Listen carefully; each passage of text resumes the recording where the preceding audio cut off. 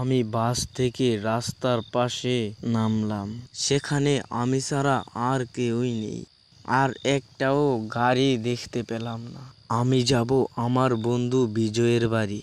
আমি ভাবলাম সেখানে আর কোনো গাড়ি পাওয়া যাবে না। তাই আমি ঠিক করলাম যেতটুকু রাস্তা বাকি আছে এতটুকু রাস্তা হেঁটে চলে যাব বিজয়দের বাড়িতে গিয়ে। সেখান থেকে আমি আর আমার বন্ধু বিজয় যাব সাইমনদের বাড়িতে। সাইমনদের বাড়িতে আমাদের ইফতারের দাওয়াত দিয়েছে। হাঁটতে শুরু করি একা একা রাস্তা দিয়ে।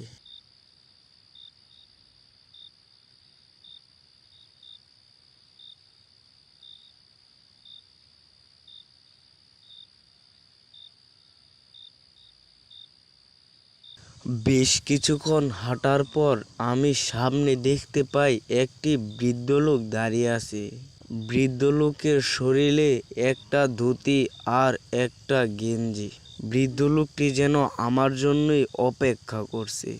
বৃদ্ধ লোকটিকে দেখে আমি অনেকটা খুশি হলাম।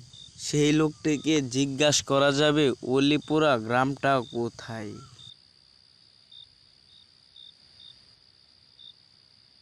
চাচা, অলিপুরা গ্রামে যেতে কতক্ষণ সময় লাগবে বলতে পারবেন? বৃদ্ধ লোকটি কোনো উত্তর দিল না। কিছুক্ষণ পরে বলে উঠল, বাবু, অলিপুরা গ্রামটা বেশ দূরে। নবিয়াবাদ গ্রামটা পার হয়ে অলিপুরা গ্রামে যেতে হয়। নবিয়াবাদ গ্রামটা ভালো না। সেই গ্রামে মানুষ বসবাস করে না। কি বলছেন আপনি? কিছুই হবে না। সেই গ্রামের মধ্যে এক ডাইনির নজর পড়ে। তারপর থেকে সেই গ্রামের মানুষ সেখান থেকে পালিয়ে যায়। এখনো সেই ডাইনিটা সেখানেই থাকে। আচ্ছা চাচা, তাহলে আমি সেই গ্রাম দিয়ে কিভাবে যাব? তোমাকে যদি কেউ পেছন থেকে ডাক দেয় তাহলে পেছনে ফিরে তাকাবা না। আচ্ছা চাচা, ঠিক আছে, আমি এখন চলে যাই। আমি ভাবছিলাম সেই লোকটি মনে হয় মানুষ। তারপর বুঝতে পারলাম সেই লোকটি জিন। আমি জঙ্গলের রাস্তা দিয়ে হাঁটতে শুরু করি।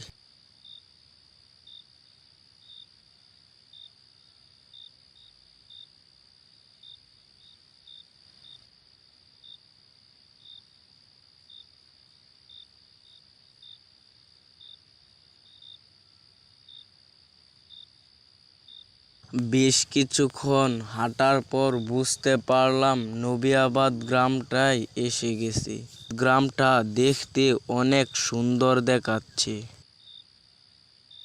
গ্রামটা অনেক নিরিবিলি।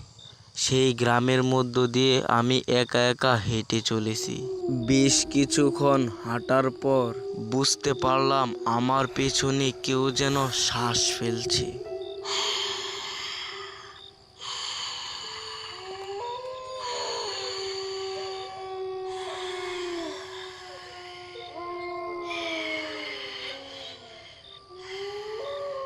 বই পেয়ে সেখান থেকে আমি ছুটতে থাকি। সেই শ্বাসটা যেন এখনো আবার আসছে।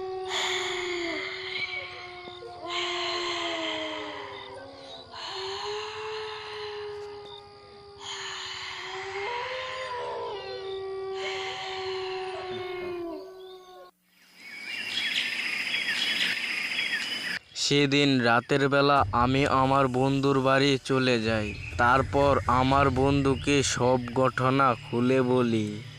আমি আর আমার বন্ধু সেই গ্রামটা ঘুরে দেখলাম।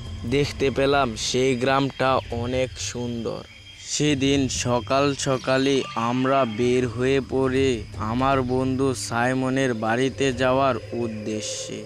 মধুপুর গ্রাম। গ্রামটি ছিল দেখতে অনেক সুন্দর আর রাতের বেলায় অনেকটা ভয়ঙ্কর। সেই গ্রামে রাতের বেলা মানুষ বাইরে বের হতো না। একদিন গ্রামের করিম চাচা গরুর গাড়ি নিয়ে বের হলো। সে আমাদের এই গ্রামে বেশি ভাড়া পায় না বলে সে অন্য এক গ্রামে যাবে। সে গরুর গাড়ি চালাতে চালাতে অনেক দূরই চলে যায়। প্রায় সেই গ্রামটা ছিল শহরের মতোই রাস্তাঘাট। সেই গ্রামে ছিল এক বিশাল বড় তাজমহল। সেইখানে কেউই থাকতো না। তার পাশ দিয়েই করিম চাচা যায়।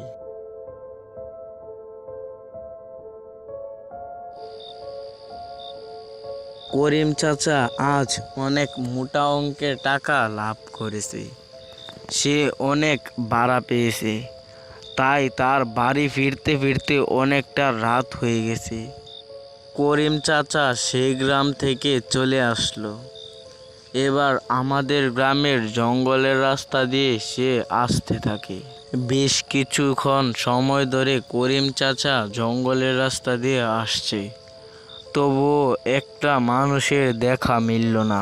চারপাশ ঝিঝি পোকার ডাক, নিরিবিলি। সেই সময় করিম চাচা বুঝতে পারলো সামনে একটা মানুষ দাঁড়িয়ে আছে। করিম চাচা তার কাছে যেতেই বলে উঠল, এই, আমাকে নিয়ে বটতলার কবরস্থানে নিয়ে নামিয়ে দিয়ে আসো। তোমাকে মোটা অঙ্কের টাকা দেব। তুমি এই টাকা নিয়ে সারা জীবন বসে খেতে পারবা। করিম চাচা কবরস্থানের পাশে যাবে না বলে সেখান থেকে চলে আসলো। সে তখনই বুঝতে পারলো তার গরুর গাড়ির পেছনে কেউ যেন হেঁটে হেঁটে আসছে।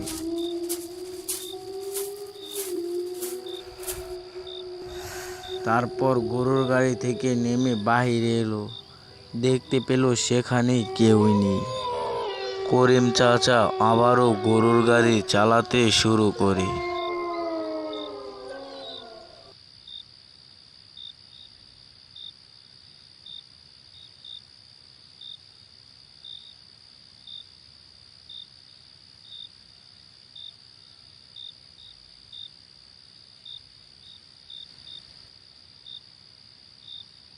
করিম চাচা আবারও বুঝতে পারল তার গরুর গাড়ির পেছনে কেউ যেন হেঁটে হেঁটে আসছে।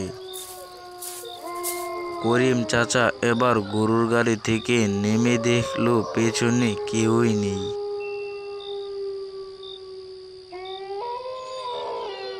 করিম চাচা অনেকটা ভয় পেয়ে গেল। তারপরও সাহস নিয়ে সে বলে উঠল, কে আমার পেছনে হাঁটছো? সাহস থাকলে সামনে এসো। সে সময় পিছন থেকে করিম চাচাকে কে যেন ডাক দিল, করিম, এই করিম, সেখান থেকে আমাকে নিয়ে আসলি না কেন?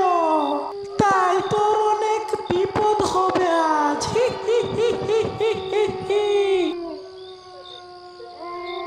তোকে আমি আজ চিবিয়ে চিবিয়ে খাবো। ঘটনাটি ঘটেছিল 1990 সালে। তখন আমার বন্ধুর বাবা সরকারি চাকরি করত।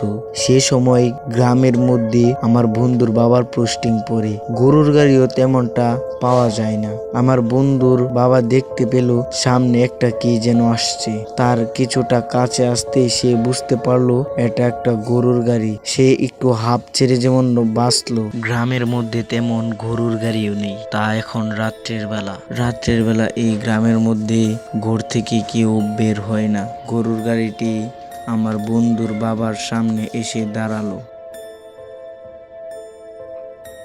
এ ভাই, পটুয়াখালীর নদীর তীরে যাবে? উঠে এসে বসেন। আমার বন্ধুর বাবা গরুর গাড়িতে উঠে বসলো। তারপর গরুর গাড়ি আস্তে আস্তে যাচ্ছে। প্রায় নদীর তীরে এসে পড়েছে। আস্তে আস্তে এই গরুর গাড়ি যাচ্ছে, আর চারপাশে শিয়ালের ঢাক যেন আমার বন্ধুর বাবাকে অনেক ভয় পেয়ে দিল। গরুর গাড়ি থেকে নেমে আমার বন্ধুর বাবা নৌকার জন্য অপেক্ষা করতে লাগলো। নিমিষেই যেন এই গরুর গাড়ির লোক খাওয়া হয়ে গেল। চারদিক শুনশান আর শিয়ালের ঢাক যেন ভয় ঘিরে রেখেছে বেশ কিছু সময়।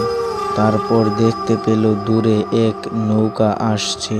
তারপর যেন হঠাৎ করে নিমিষেই এই নৌকা মিশে গেল আমার বন্ধুর বাবা অনেক ভয় পেয়ে গেল। সে মনে হয় চোখে ভুল দেখছে তা ভাবছে, কিন্তু তা সে মেনে নিতে পারলো না। সে দেখতে পেল তার সামনে দিয়ে লাল ধোঁয়া যাচ্ছে।